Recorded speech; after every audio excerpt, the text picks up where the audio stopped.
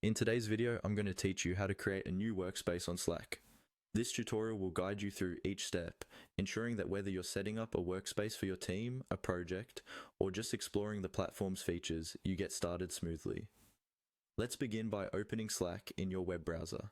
Navigate to the Slack homepage. This is your starting point for creating a new workspace.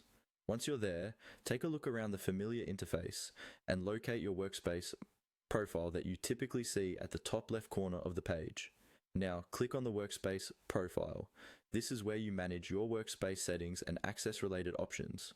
When the drop-down menu appears, find the option that says Add a Workspace.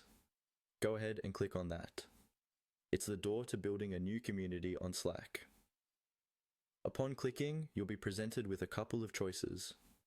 Select the option Create a new workspace. This is the path to take when you're establishing a completely new environment for collaborations or projects. You will now be prompted to enter your email address. Make sure it's the one you want associated with this new workspace. Once you've typed in your email, click on the Continue button to proceed. This is crucial as Slack will use this email to send further instructions or confirmations. Next up, you will need to enter a highlight. This might be a project name, a team identifier, or any memorable name that encapsulates the essence of the workspace you're creating. Fill this in and then click on Next to move forward. Following that, you'll need to input your name. This is important, as it will be the name displayed to other workspace members.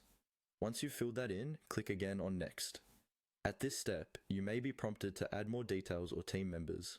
However, Slack provides flexibility here. If you're not ready to add colleagues or define team parameters just yet, you can click on Skip this step. This option is there to make sure you can get started with the essentials without being bogged down by configurations. In the subsequent screen, you're likely to see another prompt to skip step.